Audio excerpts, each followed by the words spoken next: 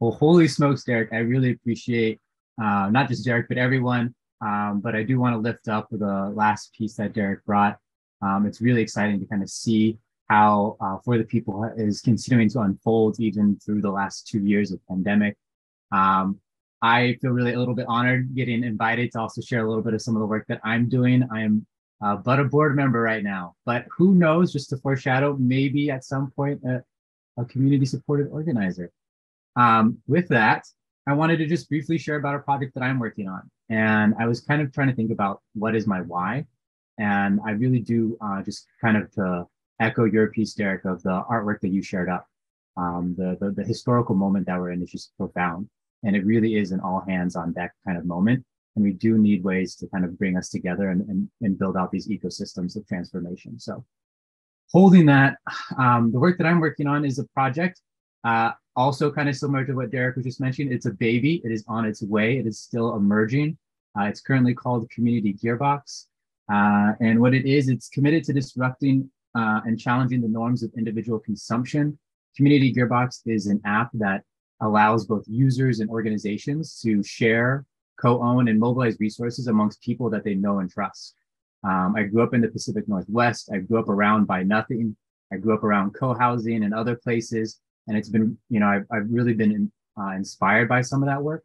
And for us, we're kind of asking the question, well, what if we take this kind of spirit and intention and direction that is emerging through projects like Buy Nothing and Mutual Aid? And what if we actually built some digital infrastructure that allows people to start where we're a little bit more familiar amongst networks and relationships of trust? And can we build something there that allows our communities, our organizing projects, to tap into the latent material abundance that's around us? We already had a number of folks just speak to the amount of stuff that we have in our worlds. If only we could actually make that stuff visible and available to the people around us, we might actually be able to shift our relationship and our identity as individual consumers. And so, again, it's very much an emerging project. It's beginning. It's on its way. We launched what Derek mentioned, an alpha, which is a very baby basic version of this at the beginning of this year, and had about 70 people jump on and pool, I think, close to 300 items. And I think it was worth it around somewhere around $30,000 worth of stuff that people began to pool and pour into it. Having that positive feedback and direction from folks, we opened it up and allowed anybody who wanted to jump on it in May and June. And from there, we saw 300 people from all across this country and even as far away as Italy and the UK, United Kingdom, try and jump on, which was a big learning experience for us. Again, we're working in a kind of an iterative model to kind of really have a feedback loop and a relationship with the people who actually want to use it and tell us how they want to use it. And so we heard that, if you're the only person in Arizona jumping on a platform that's meant to pool and share resources, it's a little empty. And so since then, we've kind of begun to make the platform.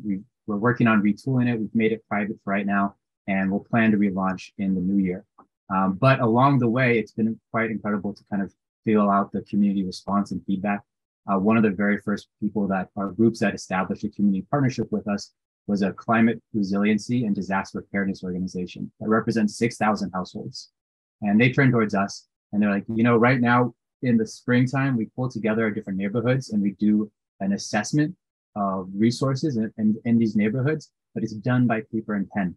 And holy smokes, if you could help our communities better assess the resources and assets that they have to prepare for disasters, that would be incredible. And even better yet, if you could actually help us mobilize resources after a disaster strikes. If one neighborhood has these generators and these other resources, if we could call upon them and help move those things.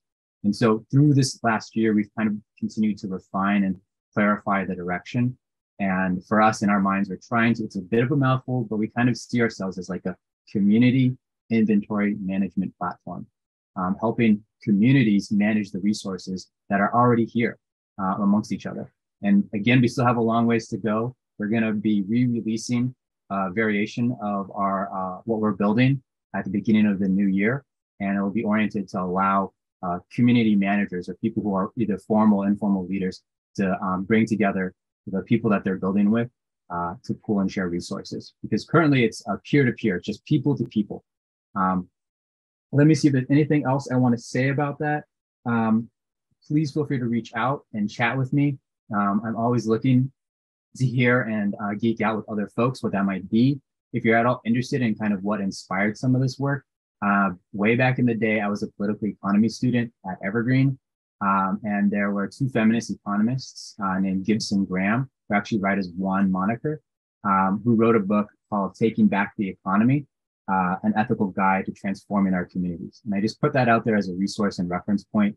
For me, a lot of their work that moved me was actually their efforts to make visible the abundance and the proliferation of other economic relationships that already exist. That, you know, a lot of our work around capitalism paints it as a monolith, as this large mechanic thing. But in reality, there are so many other economic relationships that are already at play. And I'm really interested in trying to build and support and make visible those other forms of economic relationships because they're there. So that's Community Gearbox. It has a long ways to go. Thank you, everybody, for hearing a little bit about it.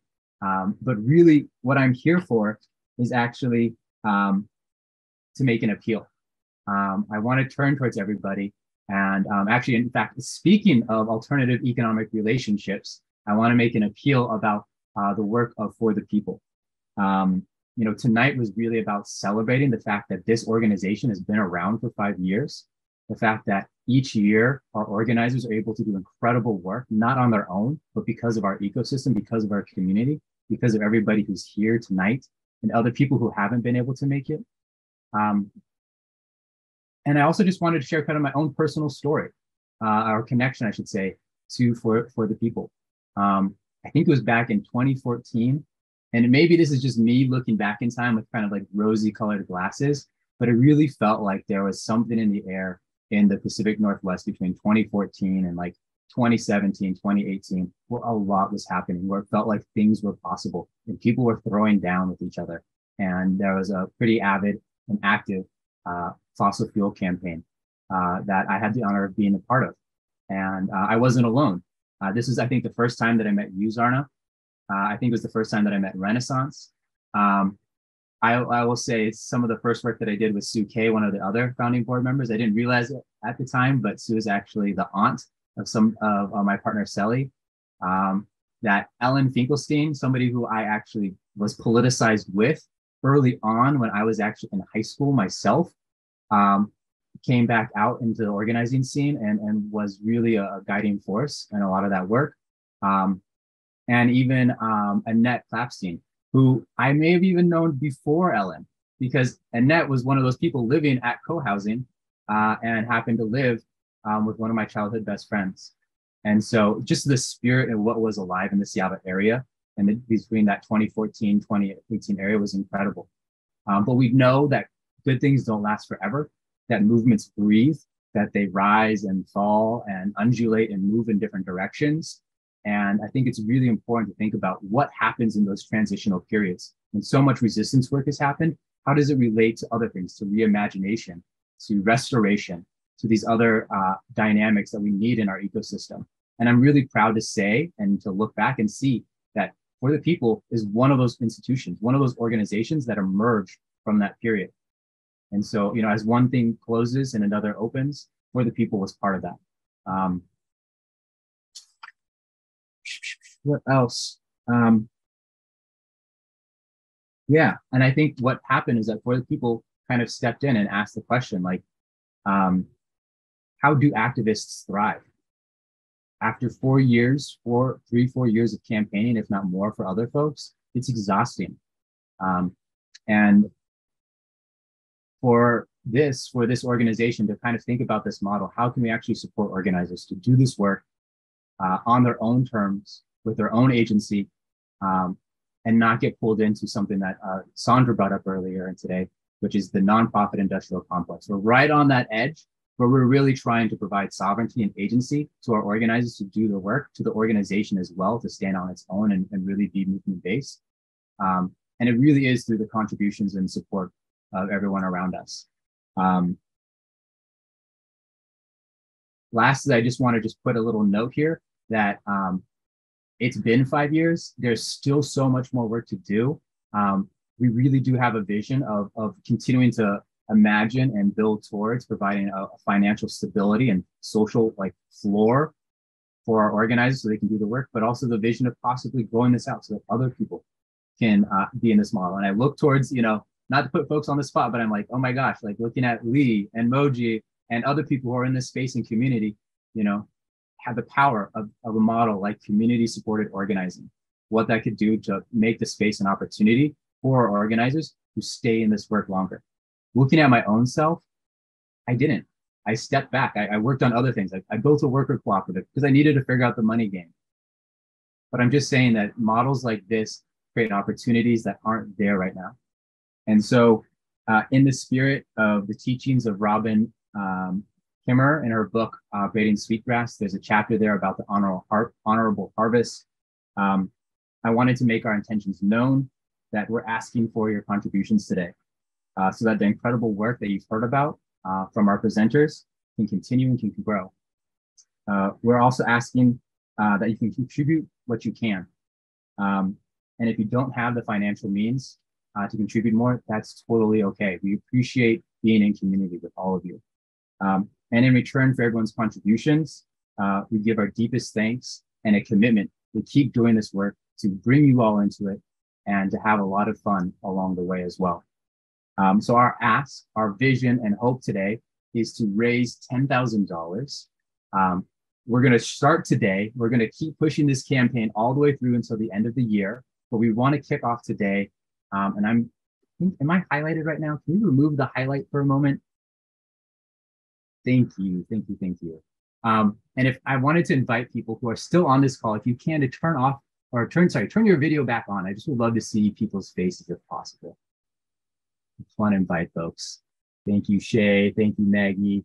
Thank you, others. It's really good to see everybody's faces as well. I know it's Saturday. We're almost done with our evening. But to follow up, what I wanted to offer and propose for everybody is talking to our team. There's a lot that we want to do next year. And if possible, I would like to see a show of hands for people who are on this call right now who would like to contribute, who would like to up their monthly contributions or give for the first time. I'm just so curious if there's anybody on this group who would be willing to help further this work a little bit and see if we can get a goal of 10 hands raised if possible. All right, I'm counting. I see Carter and Maya. That's 2. Patch is 3. Susan 4. Jackie 5. Charles, Brett. All right, I'm losing track of hands right now, but I'm counting. I think we're at 8 right now. I think I saw 8 hands in total so far. I'm going over to the other screen just to see if there's anybody else. Gary, I see you. Doug. So, okay, I think we've already hit 10 folks. That is amazing. That really means a lot for us. To be very candid, the pandemic has not been easy. And I've tried to remind our crew that it's not just us. It's a lot of community-based organizations where relations are at the heart of our work. It has not been easy. And so really all of your contributions really mean a lot. I'm going to actually start handing the ball over to Patch because we actually want to invite you. We're almost done with the night, but we want to put out our contribution form and we want to have save the last 10, 15 minutes to let people fill out the contribution form if you can, but also feel free to hang out, ask questions, kick it. It's just been so good seeing everybody. And like I said, fingers crossed next year, it'll actually be in person and we get to share some food. Thank you, everyone.